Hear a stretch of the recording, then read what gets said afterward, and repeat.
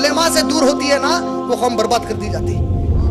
अंबिया अलैहिस्सलाम जो अल्लाह के नबी आते हैं, उनकी कोई विरासत नहीं होती। वो लोग किसी के लिए कुछ विरासत छोड़कर नहीं जाते। ये सुने कि नहीं सुने?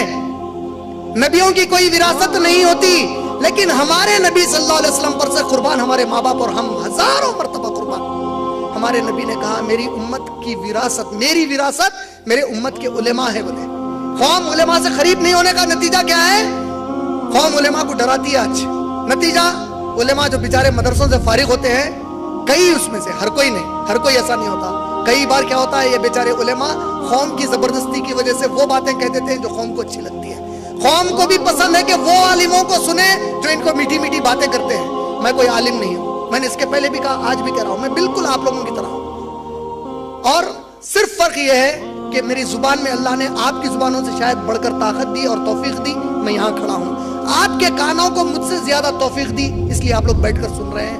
हम में से कौन नेक है कौन बद है, वो तो मैदान महशर का अल्लाह को मालूम है फैसला। लेकिन मुझे इतना मालूम है कि जो कुछ मेरे अल्लाह के रसूल और अल्लाह की कुरान से मैंने सीखा है, समझा है, और इस कुरान हदीस को समझने वाले उलेमा से मैंने सीखा और समझा है, वो आप लोगों तक अमानतदारी से पहुंचा दूं इंशाअल्लाह। जिस आलिम का मैं जिक्र कर रहा हूं, ये मंजूर नोमानी है। और ये मंजूर नोमानी, हो सकता है आप में से बहुत सारों को ना मालूम हो, लेकिन अगर आप हमारे बड़े मदरसों में जाएं, जाकर उनसे पूछेंगे मंजूर नोमानी कौन है, तो हमारे किसी भी सुन्नी घर के कोई कमरे में रहने वाला उनकी इज्जत करेगा और कदर करेगा। बोलेंगे बड़े आलिम थे भाई, अपने जमाने के, इंतकाल हो गया उनका। मंजूर नोमानी रहमतुल्लाह अलैह ने एक किताब लिखी। आप यकीन मानिए, ये किताब सबसे पहली मर्तबा मैं सन 1999 में पढ़ा, 1999 में जब ये किताब पढ़ा, तब से अल्लाह की कसम मेरे दिल में एक तड़प थी कि ऐ अल्लाह, इस किताब में जो कुछ मैं पढ़ा, मेरे अपने भाइयों और बहनों को उसके बारे में बताऊं। सन 1999 से मैं हर मुहर्रम के महीने में अपनी इस्तेताअत में एक छोटे मुकाम पर इस किताब के बारे में तस्करा करता और बयान करता था।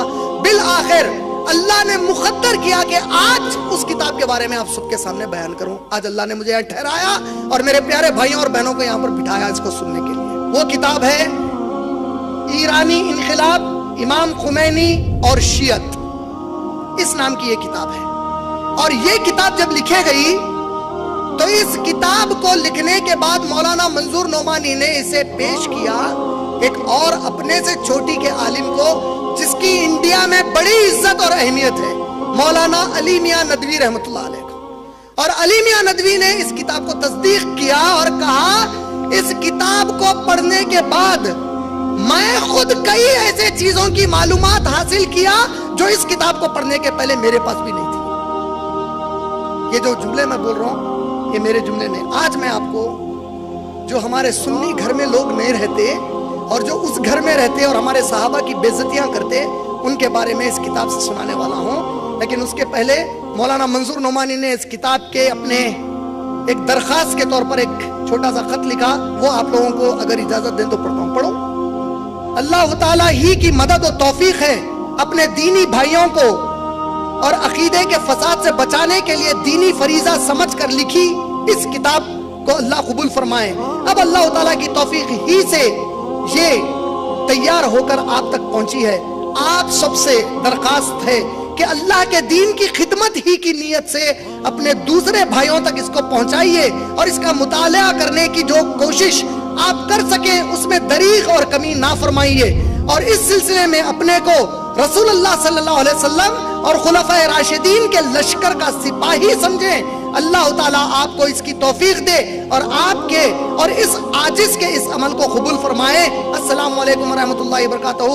मोहम्मद मंजूर नोमानी, इन्होंने ये 16 नवंबर 1984 ईस्वी को ये दुआ लिखी इस किताब में और साइन करके दिया, ये उम्मीद से कि जो लोग इस घर में रहते हैं इस किताब को पढ़ेंगे और दूसरे जिसको इस किताब के बारे में अपने घर के अंदर नहीं मालूम है उन तक इसकी बात आम करेंगे।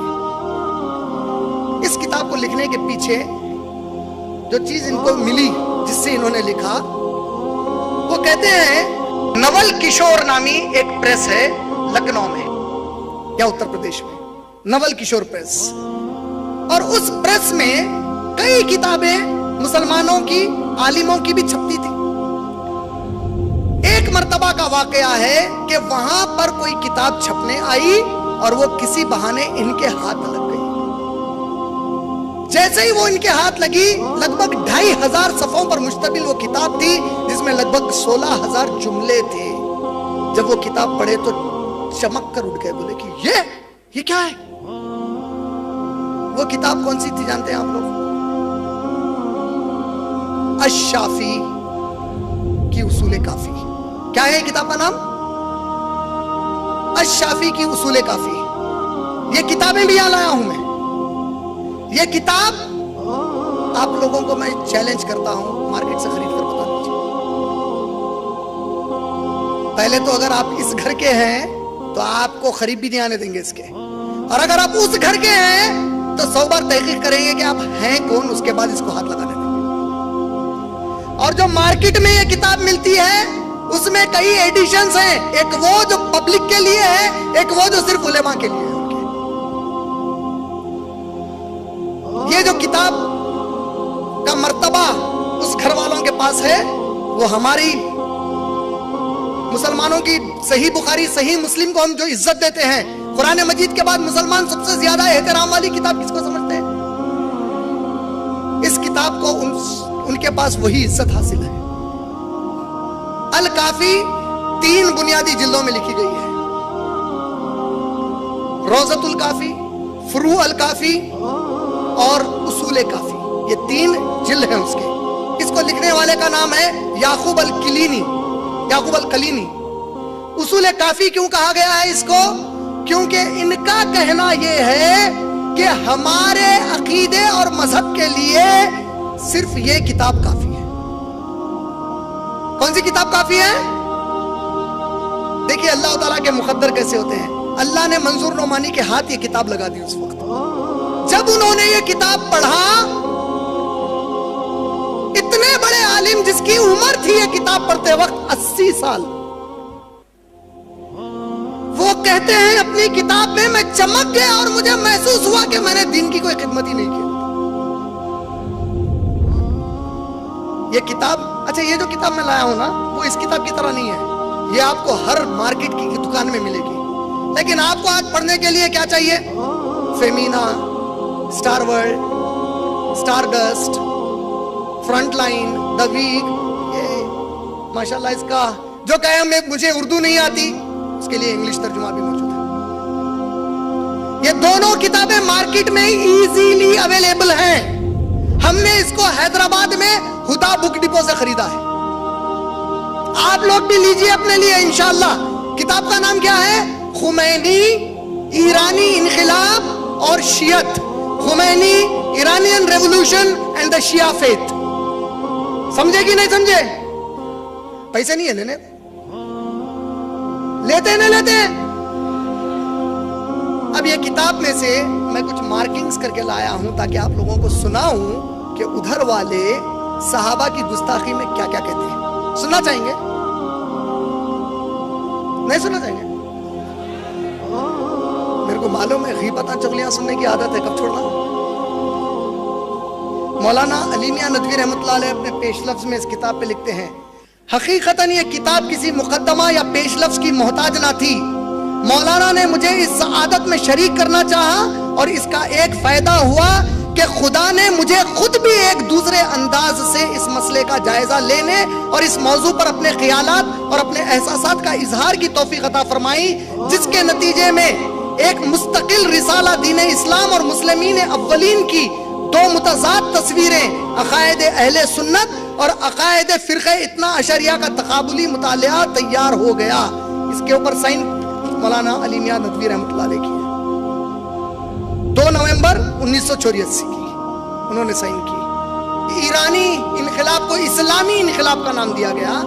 جو صاحب وہ انقلاب لائے جس کا نام تھا مولانا آیت اللہ خمینی، ان کے بارے میں کچھ تذکرے میں آپ لوگوں کو سناتا چلوں۔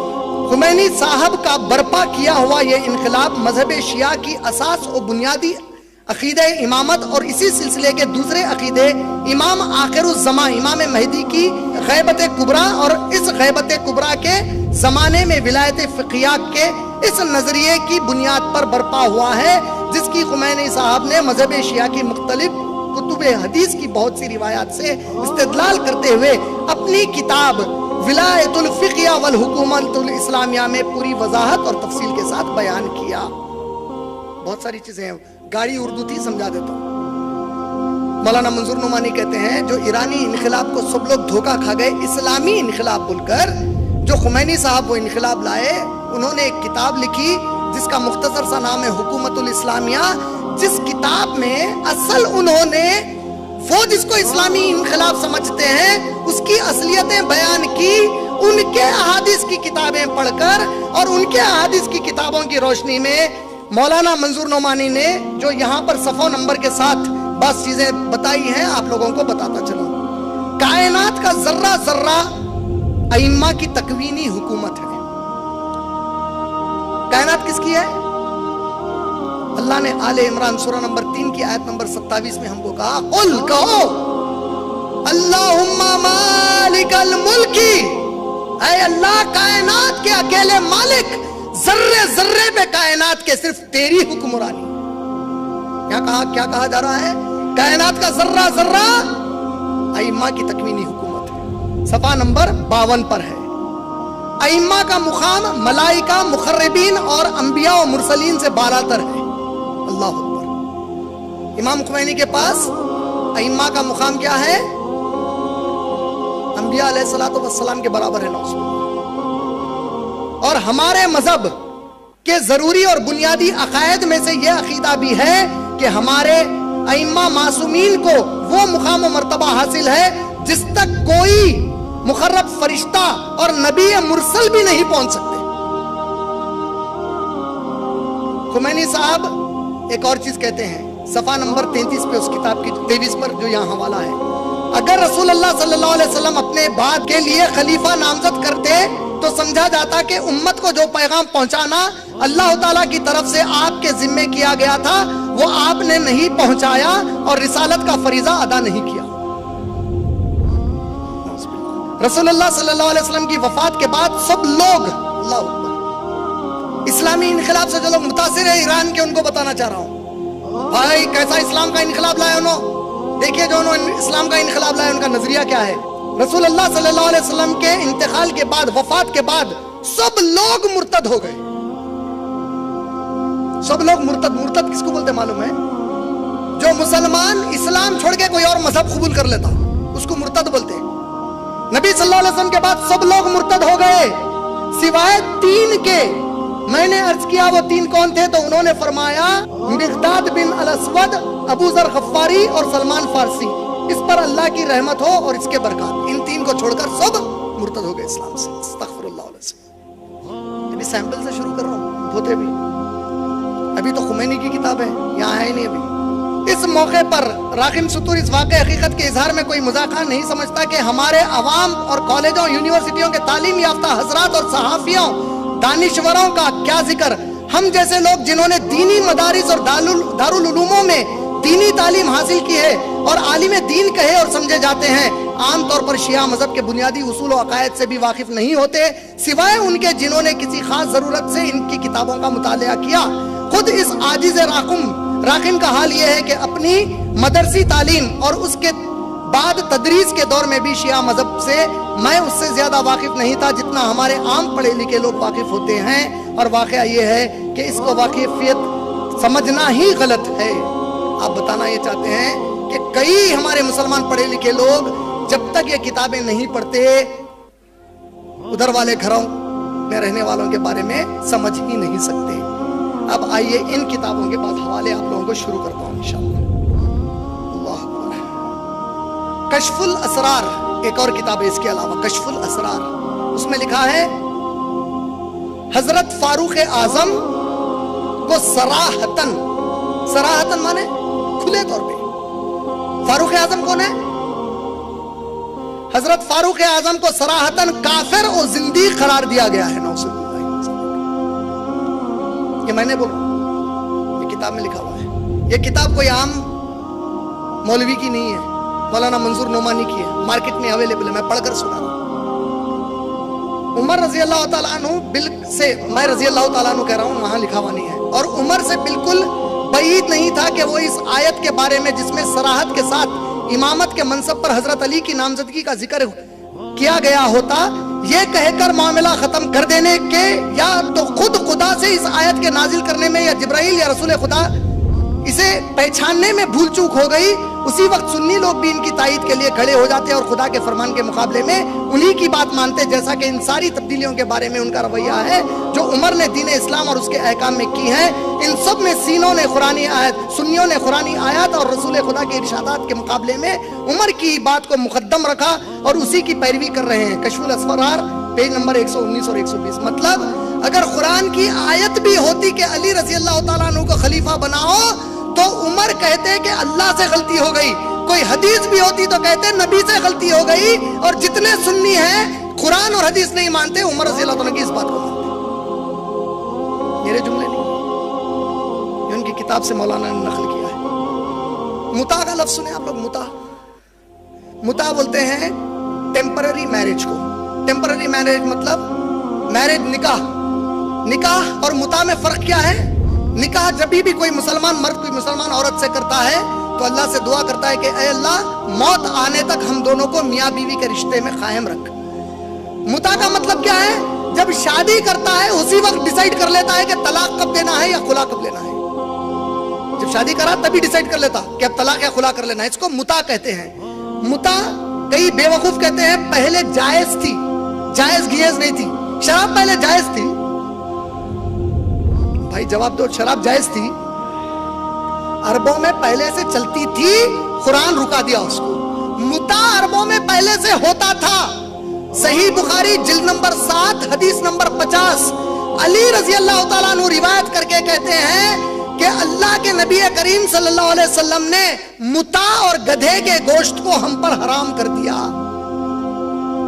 लेकिन इन किताबों में मुता की फजीलत आई है जो मौलाना ने यहां नकल की है, जो आई है तहरीर अल वसीला जिल्द दुव्वम सफा 296।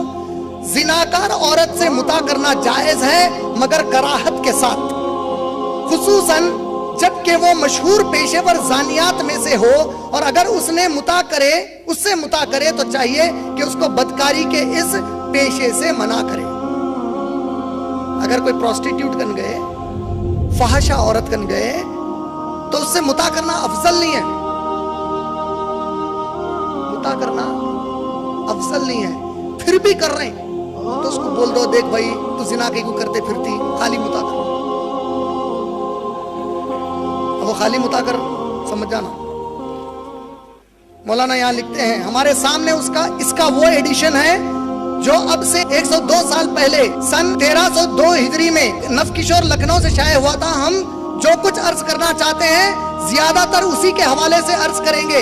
यही इतना अशरी यानी इतना अशरी जो 12 इमामों को मानने वाले हैं, उनके मजहब का सबसे ज्यादा मुस्तनद माखिज है। इसकी 4 जिल्दें 2500 के करीब सफात पर है और 16,000 से ज्यादा रिवायात पर हैं। अब उसके बाद आइए अब आगे क्या कहते हैं, देखिए। अल्लाहु अकबर। अइम्मा को इख्तियार है कि जिस चीज को चाहे हलाल या हराम कर दे। अल्लाह के नबी करीम सल्लल्लाहु अलैहि वसल्लम सिर्फ शहद नहीं खाता बोले आज के बाद। अल्लाह सूरह तहरीम नाज़िल फरमा दिया। सूरह तहरीम सूरह नंबर 66 की आयत नंबर 1 में अल्लाह ताला ने कहा, ऐ नबी सल्लल्लाहु अलैहि वसल्लम, जिसे अल्लाह ने हलाल किया है उसे आप अपने ऊपर हराम कैसे कर सकते हैं? और क्या कहा जा रहा है कि अइम्मा को हलाल और हराम करने का इख्तियार दिया गया है। अल्लाह को पहले एक मानना, फिर ये मानना कि अल्लाह ने जब अकेला था कायनात में, अल्लाह के सिवा कोई नहीं थे, तो अल्लाह ने 3 लोगों को पैदा फरमाया, मोहम्मद सल्लल्लाहु अलैहि वसल्लम, अली रजी अल्लाह ताला अन्हु और बीबी फातिमा रजी अल्लाह ताला अन्हा को पैदा फरमाया। पैदा फरमाने के बाद तमाम चीजों को पैदा किया, फिर इन मखलूकात को तखलीक पर उनको शाहिद बनाया और उनकी इताअत और फरमाबरदारी इन तमाम मखलूकात पर फर्ज की और उनके तमाम मामलात उनके सुपुर्द कर दिए। तो अइम्मा जिस चीज को चाहते हैं हलाल कर देते हैं और जिस चीज को चाहते हैं हराम कर देते हैं। और ये नहीं चाहते मगर वो जो अल्लाह तबारक व तआला चाहता है। आप लोग माने नहीं समझे मैं असल क्या इसमें बताना चाह रहा था मालूम है? हमारे पास कई मुस्लिम ये बोलते, जब आदम अलैहिस्सलाम जमीन पर भेजे गए तो उन्होंने अर्श पर जो कलमा लिखा था उसे याद किया और उसके वसीले में दुआ मांगी और उनकी मग़फ़िरत हो गई। पूरी कुरान में ऐसा जिक्र कहीं भी नहीं आया। اللہ نے سورہ بقرہ سورہ نمبر 2 کی آیت نمبر 30 سے 38 میں کہا کہ ہم نے آدم کو چند کلمات سکھائے تھے جس کی بنیاد پر اس نے اللہ سے معافی مانگی. سورہ اعراف کی آیت نمبر 27 میں وہ کلمات اللہ نے کہے، وہ دعا جو آپ اور میں آج اکثر کرتے ہیں، ربنا ظلمنا انفسنا وان لم تغفر لنا وترحمنا لنکونن من الخاسرین. اے ہمارے رب، ہم نے اپنی جانوں پر بڑا ظلم کیا ہے، اگر تو نے ہماری مغفرت نہیں کی، ہم پر رحم نہیں کیا تو ہم بڑے نقصان اٹھانے والوں میں ہیں. اللہ تعالیٰ قرآن میں کہہ رہا ہے کہ یہ دعا مانگے اور میں معاف کیا. اور کئی لوگوں میں یہ مشہور ہے کہ وہاں وہ کلمہ دیکھ کر معاف کیے. وہ کلمہ اصل کیا تھا سمجھ رہے ہیں؟ ادھر کے گھر والا ادھر ڈالا وہ کلمہ تھا. وہاں کون سا کلمہ؟ لا الہ الا اللہ محمد الرسول اللہ علی ولی اللہ وصی محمد الرسول اللہ و خلیفتہ بلا فسق. کلمہ بولے تو آپ اور میں سنی گھر والے کیا سمجھتے؟ خالی لا الہ الا اللہ محمد رسول اللہ. بولا اچھا تم ہمارے اماموں کی فضیلت کو نہیں مانتے بیٹا، اللہ کے بعد کچھ نہیں تھا، 3 چیزیں تھی. کا مطلب کیا ہوا کہ علی رضی اللہ تعالیٰ عنہ اور بی بی فاطمہ کا مقام بھی محمد صلی اللہ علیہ وسلم کے برابر ہے. ہو سکتا سمجھے کہ نہیں سمجھے؟ اب اللہ تعالیٰ ایسی امت کو عذاب دینے سے باز نہیں رہے گا جو ایسے امام کو مانے جو اللہ تعالیٰ کی طرف سے نامزد نہیں کیا گیا ہے. جیسے کہ اب آپ سمجھ جانا 3 خلفاء کا ذکر ہے اس میں. اگرچہ یہ امت اپنے اعمال کے اعتبار سے نیک اور متقی پرہیزگار ہو، اور ایسے لوگوں کو عذاب دینے سے اللہ باز رہے گا جو اللہ کی طرف سے نامزد ہونے والے اماموں کو مانتے ہیں، اگرچہ یہ لوگ اپنی عملی زندگی میں ظالم اور بدکار اور بد کردار ہیں. نہیں سمجھے؟ مطلب یہ بتا رہے ہیں کہ اگر یہ امت میں نبی کی ایسے لوگ آ گئے جو 5 وقت نماز پڑھ رہے ہیں، داڑھی چھوڑ رہے ہیں، تکنے کے اوپر کپڑا پہن رہے ہیں، شراب نہیں پی رہے ہیں، زنا نہیں کر رہے ہیں، روزے رکھ رہے ہیں، زکات دے رہے ہیں، حج کر رہے ہیں، فرما بردار رہ رہے ہیں، سب کچھ کر رہے ہیں، لیکن مان رہے ہیں کس کو؟ امام ابو بکر عمر اور عثمان کو مان رہے ہیں جس کی تصدیق قرآن حدیث میں نہیں آئی. سوائے علی کے کسی اور کو امام مان کے یہ پوری نہیں کیا کرے تو ان کو اس کا اجر نہیں ملنے والا ہے، جہنم ملنے والی ہے. لیکن اگر کوئی باقی سب گناہ کر لے لیکن یہ مانے کہ ہمارے امام تو وہی ہے، ان تینوں کو چھوڑ کر، تو ان کے گناہوں کا ان کو کوئی عذاب ہونے والا نہیں ہے. ابھی تک ہم بھی تعجب سے سوچتے تھے بھائی اتنے گناہ کرتے ہیں یہ لوگ، ان کو اللہ کا خوف نہیں ہوتا. کہاں سے ہوگا؟ اطمینان ہو گیا، کتاب میں آ گیا ان کی. اس کا حوالہ کیا ہے؟ اصول کافی. یہی اصول کافی، اصول کافی صفحہ نمبر 238 238 اور منظور نعمانی کی یہ اردو کتاب کا صفحہ نمبر 131. علی رضی اللہ تعالیٰ عنہ کی فضیلت کے اوپر دیکھو کیا کہہ رہے ہیں. علی رضی اللہ تعالیٰ عنہ کی فضیلت کی مثال اس کی ہے جو محمد صلی اللہ علیہ وسلم کو حاصل ہے، اور محمد صلی اللہ علیہ وسلم کی فضیلت حاصل ہے اللہ کی تمام مخلوق پر. اور ان کی یعنی علی رضی اللہ عنہ کسی حکم پر اعتراض کرنے والا ایسا ہی ہے جیسا کہ اللہ اور اس کے رسول پر اعتراض کرنے والا اور کسی چھوٹی یا بڑی بات میں ان پر انکار کرنے والا اللہ کے ساتھ شرک کرنے والے کے برابر ہے. علی رضی اللہ تعالیٰ عنہ کی فضیلت کہتے ہیں کہ محمد صلی اللہ علیہ وسلم کے برابر ہے. اللہ تعالیٰ کا علی رضی اللہ تعالیٰ عنہ وہ راستہ تھے کہ جو کوئی اس کے سوا کوئی اور راستے سے چلا وہ ہلاک ہو جائے گا، یعنی کہ محمد صلی اللہ علیہ وسلم کا راستہ نہیں. امام صاحب فرما رہے ہیں ہمارے پاس مصحف فاطمہ علیہ السلام ہے، اور لوگوں کو کیا خبر کہ مصحف فاطمہ کیا ہے؟ امام نے فرمایا کہ اس میں تمہارے اس قرآن سے 3 گنا زیادہ ہے.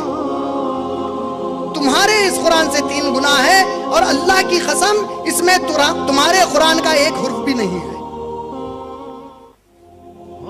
اصول کافی صفحہ نمبر 146، اس کتاب کا صفحہ نمبر 140. میرے لیے اور میرے گھر والوں کے لیے دعا فرمائیے. تو امام صاحب نے کہا، کیا کہا کہ کیا میں دعا نہیں کرتا ہوں؟ خدا کی قسم ہر دن اور رات میں تمہارے اعمال میرے سامنے پیش کیے جاتے ہیں. لیلۃ القدر میں قرآن نازل ہوئی. ائمہ کہتے ہیں ان کے ہر سال کے لیے ایک کتاب علیحدہ ہوتی ہے. اس سے مراد وہ کتاب ہے جس میں ان احکام اور حوادث کی تمیز ہوتی ہے جن کی ضرورت امام وقت کو آئندہ سال تک ہوگی. اس کتاب کو لے کر ملائکہ اور روح شب قدر میں امام الزمان پر نازل ہوتے ہیں. ہر سال ایک کتاب نازل ہوتی ہے. امام جعفر صادق رحمۃ اللہ علیہ سے اصول کافی صفحہ نمبر 259 اس بک کا 150 پیج پہ لکھا ہے. امام جعفر کہہ رہے ہیں کیا تم کو یہ بات معلوم نہیں کہ دنیا اور آخرت سب امام کی ملکیت ہے, وہ جس کو چاہے دے اور عطا فرما دے. قرآن میں پنجے تنے پاک کا نام تھا محمد, علی, فاطمہ, حسن, حسین. محمد صلی اللہ علیہ وسلم رضی اللہ تعالیٰ عنہم اجمعین, ان 5 لوگوں کا نام سورہ طٰہٰ کی آیت نمبر 115 میں تھا, جس کو اللہ کے نبی کے گزرنے کے بعد والوں نے نکال دیا. اصول کافی صفحہ نمبر 263 اس بک کا پیج نمبر 155. شیخین کے بارے میں ذکر آیا ہے کتابت الروضہ یعنی اصول کافی کی روضۃ الکافی میں, اس کے صفحہ نمبر 115 پہ اس کتاب کے 193 پیج پہ کیا آیا ہے دیکھیے. ہم اہل بیت پر جو بھی مصیبت اور آفت آتی ہے اس کی بنیاد انہی دونوں نے ڈالی ہے. استغفر اللہ, ابو بکر صدیق اور عمر رضی اللہ. لہٰذا ان دونوں پر لعنت ہو اللہ کی اور فرشتوں کی اور بنی آدم سب کی. کتاب سے پڑھ رہا ہوں, میرے جو ایک لفظ میرا نہیں ہے اس کتاب سے پڑھ رہا ہوں مولانا منظور نعمانی کی.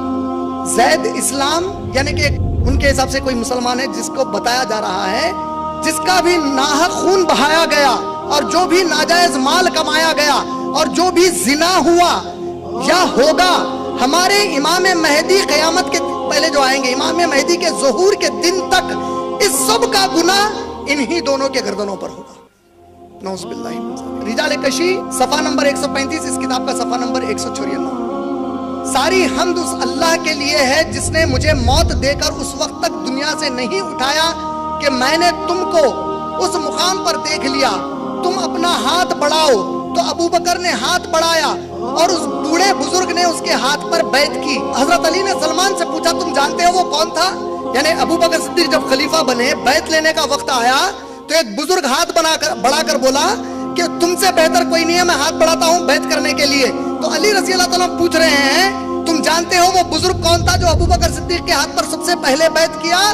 سلمان نے کہا میں نہیں جانتا. تو حضرت علی نے فرمایا بوڑھے بزرگ کی صورت میں آنے والا اور ابو بکر کے ہاتھ پر سب سے پہلے بیعت کرنے والا آدمی ابلیس تھا. فاروق اعظم یعنی عمر رضی اللہ تعالیٰ عنہ, سب سے بڑی عید رسول خدا صلی اللہ علیہ وسلم نے فرمایا اپنے گھر میں سب کو جمع کیا اور اچھے اچھے کھانے پکائے, اہل بیت پورے کھا رہے تھے, علی رضی اللہ تعالیٰ عنہ وغیرہ سب موجود تھے. کوئی آئے اور بولے کہ آج کیا کوئی تہوار ہے؟ کہا کہ ہمارے نبی صلی اللہ علیہ وسلم کو اللہ نے خبر دی ہے کہ فلاں دن عمر کا قتل ہوگا. تو نبی نے کہا کہ اس کے ہلاک ہونے کے دن کو سب سے بڑی عید مان کر قیامت آنے تک مناتے رہو. یہ پوری تفصیل سے 3 پیج پر ہے, 4 پیج پر ہے. زار المعاد اس کا حوالہ یہاں پر آیا ہے. فاروق اعظم کا یوم شہادت سب سے بڑی عید رسول خدا صلی اللہ علیہ وسلم پر افتراء کی بدترین مثال. نعوذ باللہ. صفحہ نمبر 198 پیج نمبر 1. یہ سنیے اب. امام غائب جب ظاہر ہوں گے تو شیخین کے خبروں سے ان کو نکالیں گے اور زندہ کر کے ہزاروں بار سولی پر چڑھائیں گے. شیخین مطلب ابو بکر صدیق اور عمر رضی اللہ عنہ, ان کو خبروں سے نکال کر ہزاروں بار سولی پر چڑھائیں گے. صفحہ نمبر 213 اس کتاب کا. علامہ باقر مجلسی نے اپنی کتاب حق الیقین صفحہ نمبر 139 اس بک کی 179 پر لکھا ہے جب قائم آل محمد صلی اللہ علیہ وسلم یعنی امام مہدی یعنی ان کے 12ویں امام ظاہر ہوں گے تو خدا فرشتوں کے ذریعے ان کی مدد کرے گا اور سب سے پہلے ان سے بیعت کرنے والے محمد صلی اللہ علیہ وسلم ہوں گے اور ان کے بعد علی رضی اللہ تعالیٰ. میرا ایک بھی لفظ نہیں بول رہا ہوں, اس میں کتاب سے پڑھ کے سنا رہا ہوں. جب وہ ظاہر ہوں گے تو محمد صلی اللہ علیہ وسلم ان کے ہاتھ پر بیعت کریں گے اور علی رضی اللہ تعالیٰ دوسرے ہوں گے ان کے ہاتھ پر بیعت کرنے والے. پھر یہاں دیکھیے صفحہ نمبر 180 اس بک کا حق الیقین کتاب سے, جس وقت مہدی علیہ السلام ظاہر ہوں گے تو وہ کافروں سے پہلے سنیوں کو خاص کر کے قتل کریں گے. جب ہمارے قائم امام مہدی ظاہر ہوں گے, حق الیقین صفحہ نمبر 139 پیج نمبر 179 اس بک کا ہے, حق الیقین کا پیج نمبر 139. جب ہمارے قائم مہدی ظاہر ہوں گے تو وہ معاذ اللہ आयशा रजी अल्लाह ताला अन्हा को जिंदा करके उनको सजा देंगे और फातिमा का इंतकाम उनसे लेंगे। असल कुरान वो था जो हजरत अली ने मुरत्तब फरमाया था और इमाम गैब उसको लेकर आएंगे। ये तो इंडेक्स में से पढ़ा हूं सिर्फ। कुरान में तौरात और इंजील की तरह तब्दीलियां लाई गई हैं। एक सूरा मौजूदा कुरान में मौजूद नहीं है। करबला का मर्तबा काबे से बुलंद है। मुता सिर्फ जायज और हलाल ही नहीं, नमाज, रोजा और हज जैसी इबादत से अफजल है। आज एक लफ्ज भी मैं मेरा नहीं बता रहा हूं, किताब खोल के पढ़ते जा रहा हूं। ये मार्केट में अवेलेबल है किताब, ये कोई छुपी हुई किताब नहीं है। ये कोई गैर सुन्नी आलिम की नहीं है, कोई छोटे मदरसे से फारिग आलिम की नहीं है, कोई पैसे की खातिर इल्म को बेचने वाले आलिम की नहीं है। हिंदुस्तान के मशहूर आलिम मंजूर नोमानी की है। इस किताब के अंदर मौजूद चीजों की तस्दीक किसने की? मौलाना अली मियां नदवी रहमतुल्लाह अलैह ने की। अब आप लोगों के सामने ये भी बताता चलूं कि जो वाक़या करबला हुआ है, इसके बारे में कुछ बताऊं मत बताऊं?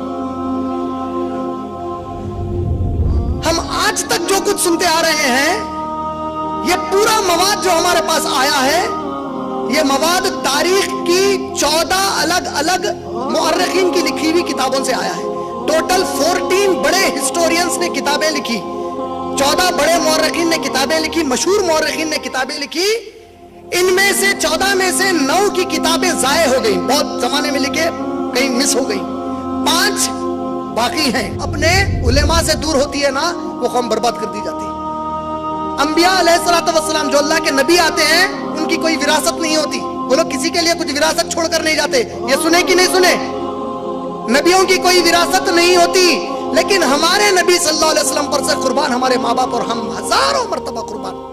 हमारे नबी ने कहा मेरी उम्मत की विरासत, मेरी विरासत मेरे उम्मत के उलेमा है। बोले कौम उलेमा से खरीद नहीं होने का नतीजा क्या है? कौम उलेमा को डराती है आज। नतीजा उलेमा जो बेचारे मदरसों से फारिग होते हैं, कई उसमें से, हर कोई नहीं, हर कोई ऐसा नहीं होता। कई बार क्या होता है, ये बेचारे उलेमा कौम की जबरदस्ती की वजह से वो बातें कह देते हैं जो कौम को अच्छी लगती है। कौम को भी पसंद है कि वो आलिमों को सुने जो इनको मीठी मीठी बातें करते हैं। मैं कोई आलिम नहीं हूं, मैंने इसके पहले भी कहा, आज भी कह रहा हूं, मैं बिल्कुल आप लोगों की तरह हूं। और सिर्फ फर्क यह है कि मेरी जुबान में अल्लाह ने आपकी जुबानों से शायद बढ़कर ताकत दी और तौफीक दी। मैं यहां खड़ा हूं, आपके कानों को मुझसे ज्यादा तौफीक दी, इसलिए आप लोग बैठकर सुन रहे हैं। हम में से कौन नेक है, कौन बद है, वो तो मैदान महशर का अल्लाह को मालूम है फैसला। लेकिन मुझे इतना मालूम है कि जो कुछ मेरे अल्लाह के रसूल और अल्लाह की कुरान से मैंने सीखा है, समझा है, और इस कुरान हदीस को समझने वाले उलेमा से मैंने सीखा और समझा है, वो आप लोगों तक अमानतदारी से पहुंचा दूं इंशाअल्लाह। जिस आलिम का मैं जिक्र कर रहा हूं, ये मंजूर नोमानी है। और ये मंजूर नोमानी, हो सकता है आप में से बहुत सारों को ना मालूम हो, लेकिन अगर आप हमारे बड़े मदरसों में जाएं, जाकर उनसे पूछें कि मंजूर नोमानी कौन है, तो हमारे किसी भी सुन्नी घर के कोई कमरे में रहने वाला उनकी इज्जत करेगा और कदर करेगा। बोलेंगे बड़े आलिम थे भाई अपने जमाने के, इंतकाल हो गया उनका। मंजूर नोमानी रहमतुल्लाह अलैह ने एक किताब लिखी। आप यकीन मानिए, ये किताब सबसे पहली मर्तबा मैं सन 1999 में पढ़ा, 1999 में जब ये किताब पढ़ा, तब से अल्लाह की कसम मेरे दिल में एक तड़प थी कि ऐ अल्लाह, इस किताब में जो कुछ मैं पढ़ा, मेरे अपने भाइयों और बहनों को उसके बारे में बताऊं। सन 1999 से मैं हर मुहर्रम के महीने में अपनी इस्तिताअत में एक छोटे मुकाम पर इस किताब के बारे में तस्करा करता और बयान करता था। बिल आखिर अल्लाह ने मुक़द्दर किया कि आज उस किताब के बारे में आप सबके सामने बयान करूं। आज अल्लाह ने मुझे ठहराया और मेरे प्यारे भाइयों और बहनों को यहाँ पर बिठाया इसको सुनने के लिए। वो किताब है ईरानी इनक़िलाब, इमाम खुमैनी और शियत, इस नाम की ये किताब है। और ये किताब जब लिखे गई, तो इस किताब को लिखने के बाद मौलाना मंजूर नोमानी ने इसे पेश किया एक और अपने से छोटी के आलिम को, जिसकी इंडिया में बड़ी इज्जत और अहमियत है, मौलाना अली मियां नदवी रहमतुल्लाह अलैह को। और अली मियां नदवी ने इस किताब को तस्दीक किया और कहा, इस किताब को पढ़ने के बाद मैं खुद कई ऐसे चीजों की मालूमात हासिल किया जो इस किताब को पढ़ने के पहले मेरे पास भी नहीं थी। ये जो जुमले मैं बोल रहा हूं, ये मेरे जुमले नहीं। आज मैं आपको, जो हमारे सुन्नी घर में लोग नहीं रहते और जो उस घर में रहते और हमारे सहाबा की बेइज्जतियां करते, उनके बारे में इस किताब से सुनाने वाला हूं। लेकिन उसके पहले मौलाना मंजूर नोमानी ने इस किताब के अपने ایک درخواست کے طور پر ایک چھوٹا سا خط لکھا، وہ آپ لوگوں کو اگر اجازت دیں تو پڑھتا ہوں. پڑھو. اللہ تعالیٰ ہی کی مدد و توفیق ہے اپنے دینی بھائیوں کو اور عقیدے کے فساد سے بچانے کے لیے دینی فریضہ سمجھ کر لکھی اس کتاب کو اللہ قبول فرمائے. اب اللہ تعالیٰ کی توفیق ہی سے یہ تیار ہو کر آپ تک پہنچی ہے. آپ سب سے درخواست ہے کہ اللہ کے دین کی خدمت ہی کی نیت سے اپنے دوسرے بھائیوں تک اس کو پہنچائیے اور اس کا مطالعہ کرنے کی جو کوشش آپ کر سکیں اس میں دریغ اور کمی نہ فرمائیے، اور اس سلسلے میں اپنے کو رسول اللہ صلی اللہ علیہ وسلم اور خلفائے راشدین کے لشکر کا سپاہی سمجھیں. اللہ تعالیٰ آپ کو اس کی توفیق دے اور آپ کے اور اس عاجز کے اس عمل کو قبول فرمائے. السلام علیکم ورحمۃ اللہ وبرکاتہ. محمد منظور نعمانی، انہوں نے یہ 16 نومبر 1984 عیسوی کو یہ دعا لکھی اس کتاب میں اور سائن کر کے دیا. یہ امید سے کہ جو لوگ اس گھر میں رہتے ہیں اس کتاب کو پڑھیں گے اور دوسرے جس کو اس کتاب کے بارے میں اپنے گھر کے اندر نہیں معلوم ہے ان تک اس کی بات عام کریں گے. اس کتاب کو لکھنے کے پیچھے جو چیز ان کو ملی جس سے انہوں نے لکھا، وہ کہتے ہیں نول کشور نامی ایک پریس ہے لکھنؤ میں یا اتر پردیش میں، نول کشور پریس، اور اس پریس میں کئی کتابیں مسلمانوں کی عالموں کی بھی چھپتی تھی. ایک مرتبہ کا واقعہ ہے کہ وہاں پر کوئی کتاب چھپنے آئی اور وہ کسی بہانے ان کے ہاتھ لگ گئی. جیسے ہی وہ ان کے ہاتھ لگی، لگ بھگ 2500 صفحوں پر مشتمل وہ کتاب تھی جس میں لگ بھگ 16000 جملے تھے. جب وہ کتاب پڑھے تو چمک کر اٹھ گئے، بولے کہ یہ کیا ہے؟ وہ کتاب کون سی تھی جانتے ہیں آپ لوگ؟ الشافی کی اصول کافی. کیا ہے کتاب کا نام؟ الشافی کی اصول کافی. یہ کتابیں بھی یہاں لایا ہوں میں. یہ کتاب آپ لوگوں کو میں چیلنج کرتا ہوں مارکیٹ سے خرید کر بتا دیجیے. پہلے تو اگر آپ اس گھر کے ہیں تو آپ کو خرید بھی نہیں آنے دیں گے اس کے، اور اگر آپ اس گھر کے ہیں تو 100 بار تحقیق کریں گے کہ آپ ہیں کون، اس کے بعد اس کو ہاتھ لگانے دیں گے. اور جو مارکیٹ میں یہ کتاب ملتی ہے اس میں کئی ایڈیشنز ہیں، ایک وہ جو پبلک کے لیے ہے، ایک وہ جو صرف علماء کے لیے ہے ان کے. یہ جو کتاب کا مرتبہ اس گھر والوں کے پاس ہے وہ ہماری مسلمانوں کی صحیح بخاری صحیح مسلم کو ہم جو عزت دیتے ہیں، قرآن مجید کے بعد مسلمان سب سے زیادہ احترام والی کتاب کس کو سمجھتے ہیں؟ اس کتاب کو ان کے پاس وہی عزت حاصل ہے. الکافی 3 بنیادی جلدوں میں لکھی گئی ہے، روضۃ الکافی، فروع الکافی اور اصول کافی. یہ 3 جلد ہیں اس کے. اس کو لکھنے والے کا نام ہے یعقوب الکلینی. اصول کافی کیوں کہا گیا ہے اس کو؟ کیونکہ ان کا کہنا یہ ہے کہ ہمارے عقیدے اور مذہب کے لیے صرف یہ کتاب کافی ہے. کون سی کتاب کافی ہے؟ دیکھیے اللہ تعالیٰ کے مقدر کیسے ہوتے ہیں. اللہ نے منظور نعمانی کے ہاتھ یہ کتاب لگا دی اس وقت. جب انہوں نے یہ کتاب پڑھا، اتنے بڑے عالم جس کی عمر تھی یہ کتاب پڑھتے وقت 80 سال، وہ کہتے ہیں اپنی کتاب میں میں چمک گیا اور مجھے محسوس ہوا کہ میں نے دین کی کوئی خدمت ہی نہیں کی.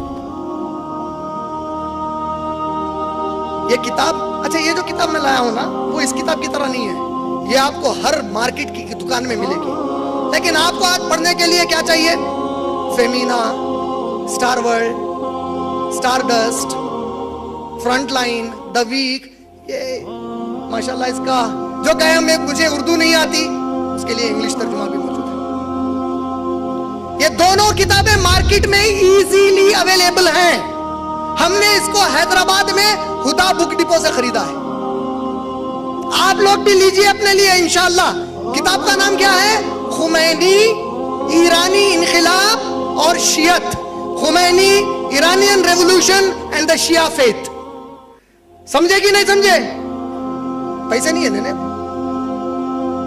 لیتے نہیں لیتے. اب یہ کتاب میں سے میں کچھ مارکنگز کر کے لایا ہوں تاکہ آپ لوگوں کو سناؤں کہ ادھر والے صحابہ کی گستاخی میں کیا کیا کہتے ہیں. سننا چاہیں گے؟ نہیں سننا چاہیں گے؟ میرے کو معلوم ہے غیبتاں چغلیاں سننے کی عادت ہے، کب چھوڑنا. مولانا علی میاں ندوی رحمۃ اللہ علیہ اپنے پیش لفظ میں اس کتاب پہ لکھتے ہیں، حقیقتاً یہ کتاب کسی مقدمہ یا پیش لفظ کی محتاج نہ تھی. مولانا نے مجھے اس سعادت میں شریک کرنا چاہا اور اس کا ایک فائدہ ہوا کہ خدا نے مجھے خود بھی ایک دوسرے انداز سے اس مسئلے کا جائزہ لینے اور اس موضوع پر اپنے خیالات اور اپنے احساسات کا اظہار کی توفیق عطا فرمائی، جس کے نتیجے میں ایک مستقل رسالہ دین اسلام اور مسلمین اولین کی دو متضاد تصویریں، عقائد اہل سنت اور عقائد فرقہ اتنا اشریہ کا تقابلی مطالعہ تیار ہو گیا. اس کے اوپر سائن مولانا علی میاں ندوی رحمۃ اللہ علیہ کی ہے، 2 نومبر 1984 کی انہوں نے سائن کی. ایرانی انقلاب کو اسلامی انقلاب کا نام دیا گیا. جو صاحب وہ انقلاب لائے جس کا نام تھا مولانا آیت اللہ خمینی، ان کے بارے میں کچھ تذکرے میں آپ لوگوں کو سناتا چلوں. خمینی صاحب کا برپا کیا ہوا یہ انقلاب مذہب شیعہ کی اساس و بنیادی عقیدہ امامت اور اسی سلسلے کے دوسرے عقیدے امام آخر الزمان امام مہدی کی غیبت کبریٰ اور اس غیبت کبریٰ کے زمانے میں ولایت فقیہ کے اس نظریے کی بنیاد پر برپا ہوا ہے، جس کی خمینی صاحب نے مذہب شیعہ کی مختلف کتب حدیث کی بہت سی روایات سے استدلال کرتے ہوئے اپنی کتاب ولایت الفقیہ والحکومت الاسلامیہ میں پوری وضاحت اور تفصیل کے ساتھ بیان کیا. بہت ساری چیزیں ہیں، گاڑی اردو تھی، سمجھا دیتا ہوں. مولانا منظور نعمانی کہتے ہیں جو ایرانی انقلاب کو سب لوگ دھوکہ کھا گئے اسلامی انقلاب بول کر، جو خمینی صاحب وہ انقلاب لائے، انہوں نے ایک کتاب لکھی جس کا مختصر سا نام ہے حکومت الاسلامیہ، جس کتاب میں اصل انہوں نے وہ جس کو اسلامی انقلاب سمجھتے ہیں اس کی اصلیتیں بیان کی، ان کے احادیث کی کتابیں پڑھ کر اور ان کے احادیث کی کتابوں کی روشنی میں مولانا منظور نعمانی نے جو یہاں پر صفحہ نمبر کے ساتھ بس چیزیں بتائی ہیں آپ لوگوں کو بتاتا چلوں. کائنات کا ذرہ ذرہ ائمہ کی تکوینی حکومت ہے. کائنات کس کی ہے؟ اللہ نے آل عمران سورہ نمبر 3 کی آیت نمبر 27 میں ہم کو کہا قل کہو اللہم مالک الملک، اے اللہ کائنات کے اکیلے مالک، ذرے ذرے پہ کائنات کے صرف تیری حکمرانی. کیا کہا جا رہا ہے؟ کائنات کا ذرہ ذرہ ائمہ کی تکوینی حکومت ہے. صفحہ نمبر 52 پر ہے. ائمہ کا مقام ملائکہ مقربین اور انبیاء و مرسلین سے بالاتر ہے. اللہ اکبر. امام خمینی کے پاس ائمہ کا مقام کیا ہے؟ انبیاء علیہ السلام کے برابر ہے، نعوذ باللہ. اور ہمارے مذہب کے ضروری اور بنیادی عقائد میں سے یہ عقیدہ بھی ہے کہ ہمارے ائمہ معصومین کو وہ مقام و مرتبہ حاصل ہے جس تک کوئی مقرب فرشتہ اور نبی مرسل بھی نہیں پہنچ سکتے.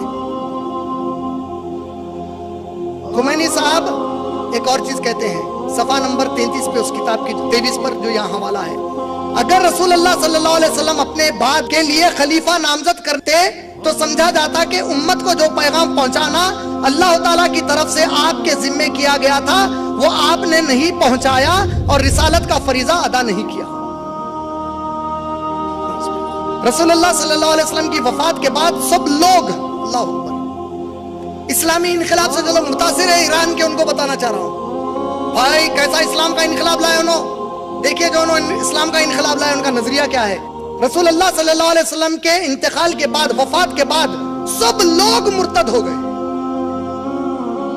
سب لوگ مرتد کس کو بولتے معلوم ہے؟ جو مسلمان اسلام چھوڑ کے کوئی اور مذہب قبول کر لیتا اس کو مرتد بولتے.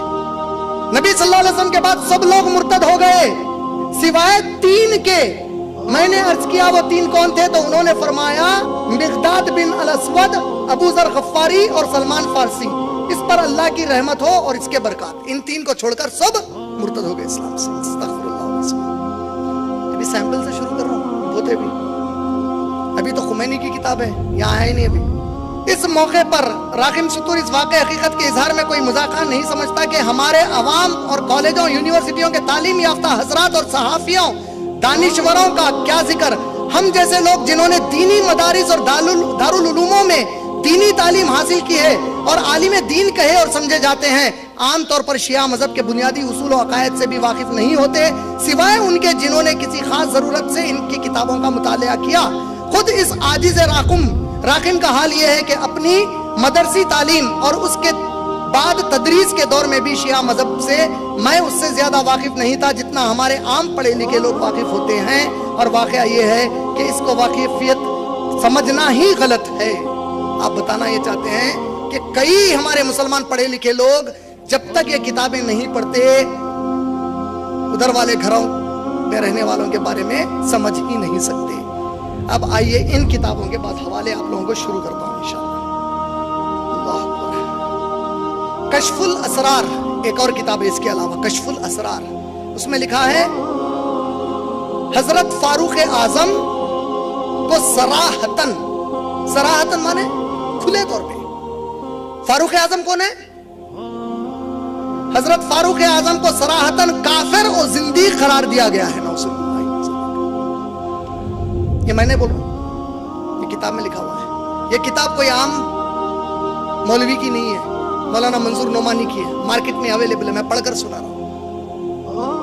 عمر رضی اللہ تعالیٰ عنہ سے، میں رضی اللہ تعالیٰ عنہ کہہ رہا ہوں، وہاں لکھا ہوا نہیں ہے، اور عمر سے بالکل بعید نہیں تھا کہ وہ اس آیت کے بارے میں جس میں صراحت کے ساتھ امامت کے منصب پر حضرت علی کی نامزدگی کا ذکر کیا گیا ہوتا، یہ کہہ کر معاملہ ختم کر دینے کے یا تو خود خدا سے اس آیت کے نازل کرنے میں یا جبرائیل یا رسول خدا اسے پہچاننے میں بھول چوک ہو گئی، اسی وقت سنی لوگ بھی ان کی تائید کے لیے کھڑے ہو جاتے اور خدا کے فرمان کے مقابلے میں انہی کی بات مانتے، جیسا کہ ان ساری تبدیلیوں کے بارے میں ان کا رویہ ہے جو عمر نے دین اسلام اور اس کے احکام میں کی ہیں۔ ان سب میں سنیوں نے قرآنی آیات اور رسول خدا کے ارشادات کے مقابلے میں عمر کی بات کو مقدم رکھا اور اسی کی پیروی کر رہے ہیں۔ کشف الاسرار پیج نمبر 119 اور 120۔ مطلب اگر قرآن کی آیت بھی ہوتی کہ علی رضی اللہ تعالیٰ عنہ کو خلیفہ بناؤ تو عمر کہتے کہ اللہ سے غلطی ہو گئی، کوئی حدیث بھی ہوتی تو کہتے نبی سے غلطی ہو گئی، اور جتنے سنی ہیں قرآن اور حدیث نہیں مانتے، عمر رضی اللہ عنہ کی اس بات کو مانتے۔ میرے جملے نہیں، یہ ان کی کتاب سے مولانا نے نقل کیا ہے۔ متع کا لفظ سنیں آپ لوگ، متع بولتے ہیں ٹیمپرری میرج کو۔ ٹیمپرری میرج مطلب میرج، نکاح اور متع میں فرق کیا ہے؟ نکاح جبھی بھی کوئی مسلمان مرد کوئی مسلمان عورت سے کرتا ہے تو اللہ سے دعا کرتا ہے کہ اے اللہ موت آنے تک ہم دونوں کو میاں بیوی کے رشتے میں قائم رکھ۔ متع کا مطلب کیا ہے؟ جب شادی کرتا ہے اسی وقت ڈیسائیڈ کر لیتا ہے کہ طلاق کب دینا ہے یا خلا کب لینا ہے۔ جب شادی کرا تبھی ڈیسائیڈ کر لیتا کہ اب طلاق یا خلا کر لینا ہے، اس کو متع کہتے ہیں۔ متع کئی بے وقوف کہتے ہیں پہلے جائز تھی، جائز گیز نہیں تھی، شراب پہلے جائز تھی۔ بھائی جواب دو، شراب جائز تھی، عربوں میں پہلے سے چلتی تھی، قرآن رکا دیا اس کو۔ متع عربوں میں پہلے سے ہوتا تھا۔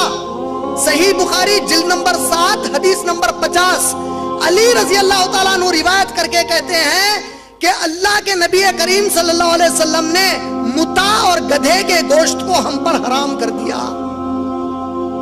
لیکن ان کتابوں میں متع کی فضیلت آئی ہے جو مولانا نے یہاں نقل کی ہے، جو آئی ہے تحریر الوسیلہ جلد دوم صفحہ 296۔ زناکار عورت سے متع کرنا جائز ہے مگر کراہت کے ساتھ، خصوصاً جب کہ وہ مشہور پیشے ور زانیات میں سے ہو، اور اگر اس سے متع کرے تو چاہیے کہ اس کو بدکاری کے اس پیشے سے منع کرے۔ اگر کوئی پروسٹیٹیوٹ کن گئے، فحاشہ عورت کن گئے تو اس سے متع کرنا افضل نہیں ہے، متع کرنا افضل نہیں ہے، پھر بھی کر رہے ہیں تو اس کو بول دو دیکھ بھائی تو زنا کی کو کرتے پھرتی، خالی متع کر۔ اب وہ خالی متع کر سمجھ جانا۔ مولانا یہاں لکھتے ہیں ہمارے سامنے اس کا وہ ایڈیشن ہے جو اب سے 102 سال پہلے سن 1302 ہجری میں نف کشور لکھنؤ سے شائع ہوا تھا۔ ہم جو کچھ عرض کرنا چاہتے ہیں زیادہ تر اسی کے حوالے سے عرض کریں گے۔ یہی اتنا عشری یعنی اتنا عشری جو 12 اماموں کو ماننے والے ہیں ان کے مذہب کا سب سے زیادہ مستند ماخذ ہے۔ اس کی 4 جلدیں 2500 کے قریب صفحات پر ہے اور 16,000 سے زیادہ روایات پر ہے۔ اب اس کے بعد آئیے اب آگے کیا کہتے ہیں دیکھیے۔ اللہ اکبر۔ ائمہ کو اختیار ہے کہ جس چیز کو چاہیں حلال یا حرام کر دیں۔ اللہ کے نبی کریم صلی اللہ علیہ وسلم صرف شہد نہیں کھاتا ہوں بولے آج کے بعد۔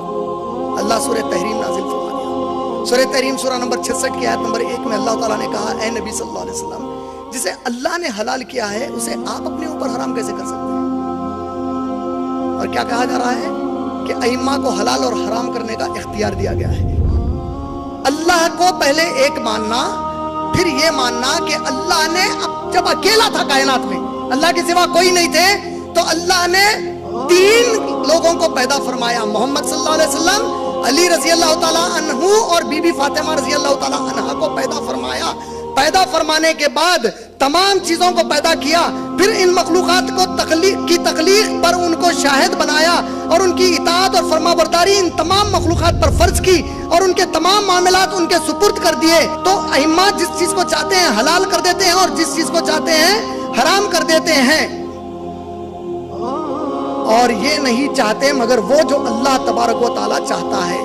آپ لوگ مانے نہیں سمجھے میں اصل کیا ہے اس میں بتانا چاہ رہا تھا؟ معلوم ہے ہمارے پاس کئی مسلم یہ بولتے جب آدم علیہ السلام زمین پر بھیجے گئے تو انہوں نے عرش پر جو کلمہ لکھا تھا اسے یاد کیا اور اس کے وسیلے میں دعا مانگی اور ان کی مغفرت ہو گئی۔ پوری قرآن میں ایسا ذکر کہیں بھی نہیں آیا۔ اللہ نے سورہ بقرہ سورہ نمبر 2 کی آیت نمبر 30 سے 38 میں کہا کہ ہم نے آدم کو چند کلمات سکھائے تھے جس کی بنیاد پر اس نے اللہ سے معافی مانگی۔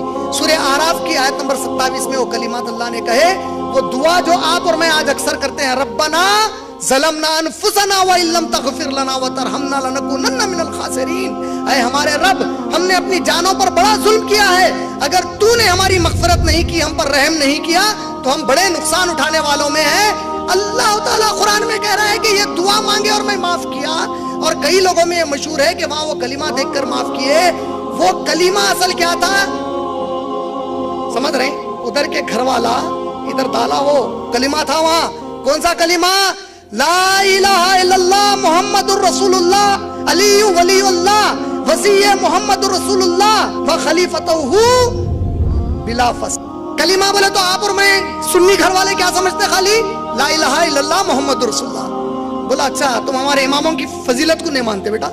اللہ کے بعد کچھ نہیں تھا، 3 چیزیں تھی، کا مطلب کیا ہوا کہ علی رضی اللہ تعالیٰ عنہ اور بی بی فاطمہ کا مقام بھی محمد صلی اللہ علیہ وسلم کے برابر ہے؟ ہو سکتا؟ سمجھے کہ نہیں سمجھے؟ اب اللہ تعالیٰ ایسی امت کو عذاب دینے سے باز نہیں رہے گا جو ایسے امام کو مانے جو اللہ تعالیٰ کی طرف سے نامزد نہیں کیا گیا ہے۔ جیسے کہ اب آپ سمجھ جانا 3 خلفاء کا ذکر ہے اس میں، اگرچہ یہ امت اپنے اعمال کے اعتبار سے نیک اور متقی پرہیزگار ہو، اور ایسے لوگوں کو عذاب دینے سے اللہ باز رہے گا جو اللہ کی طرف سے نامزد ہونے والے اماموں کو مانتے ہیں، اگرچہ یہ لوگ اپنی عملی زندگی میں ظالم اور بدکار اور بد کردار ہیں۔ نہیں سمجھے؟ مطلب یہ بتا رہے ہیں کہ اگر یہ امت میں نبی کی ایسے لوگ آ گئے جو 5 وقت نماز پڑھ رہے ہیں، داڑھی چھوڑ رہے ہیں، تکنے کے اوپر کپڑا پہن رہے ہیں، شراب نہیں پی رہے ہیں، زنا نہیں کر رہے ہیں، روزے رکھ رہے ہیں، زکات دے رہے ہیں، حج کر رہے ہیں، فرما بردار رہ رہے ہیں، سب کچھ کر رہے ہیں، لیکن مان رہے ہیں کس کو؟ امام ابو بکر عمر اور عثمان کو مان رہے ہیں جس کی تصدیق قرآن حدیث میں نہیں آئی، سوائے علی کے کسی اور کو امام مان کے یہ پوری نہیں کیا کرے تو ان کو اس کا اجر نہیں ملنے والا ہے، جہنم ملنے والی ہے۔ لیکن اگر کوئی باقی سب گناہ کر لے لیکن یہ مانے کہ ہمارے امام تو وہی ہیں، ان تینوں کو چھوڑ کر، تو ان کے گناہوں کا ان کو کوئی عذاب ہونے والا نہیں ہے۔ ابھی تک ہم بھی تعجب سے سوچتے تھے بھائی اتنے گناہ کرتے ہیں یہ لوگ، ان کو اللہ کا خوف نہیں ہوتا؟ کہاں سے ہوگا؟ اطمینان ہو گیا، کتاب میں آ گیا ان کی۔ اس کا حوالہ کیا ہے؟ اصول کافی، یہی اصول کافی، اصول کافی صفحہ نمبر 238 اور منظور نعمانی کی یہ اردو کتاب کا صفحہ نمبر 131۔ علی رضی اللہ تعالیٰ عنہ کی فضیلت کے اوپر دیکھو کیا کہہ رہے ہیں۔ علی رضی اللہ تعالیٰ عنہ کی فضیلت کی مثال اس کی ہے جو محمد صلی اللہ علیہ وسلم کو حاصل ہے، اور محمد صلی اللہ علیہ وسلم کی فضیلت حاصل ہے اللہ کی تمام مخلوق پر، اور ان کی یعنی علی رضی اللہ عنہ کسی حکم پر اعتراض کرنے والا ایسا ہی ہے جیسا کہ اللہ اور اس کے رسول پر اعتراض کرنے والا اور کسی چھوٹی یا بڑی بات میں ان پر انکار کرنے والا اللہ کے ساتھ شرک کرنے والے کے برابر ہے۔ علی رضی اللہ تعالیٰ عنہ کی فضیلت کہتے ہیں کہ محمد صلی اللہ علیہ وسلم کے برابر ہے۔ اللہ تعالیٰ کا علی رضی اللہ تعالیٰ عنہ وہ راستہ تھے کہ جو کوئی اس کے سوا کوئی اور راستے سے چلا وہ ہلاک ہو جائے گا، یعنی کہ محمد صلی اللہ علیہ وسلم کا راستہ نہیں۔ امام صاحب فرما رہے ہیں ہمارے پاس مصحف فاطمہ علیہ السلام ہے، اور لوگوں کو کیا خبر کہ مصحف فاطمہ کیا ہے؟ امام نے فرمایا کہ اس میں تمہارے اس قرآن سے 3 گنا زیادہ ہے، تمہارے اس قرآن سے 3 گنا ہے، اور اللہ کی قسم اس میں تمہارے قرآن کا ایک حرف بھی نہیں ہے۔ اصول کافی صفحہ نمبر 146، اس کتاب کا صفحہ نمبر 140۔ میرے لیے اور میرے گھر والوں کے لیے دعا فرمائیے۔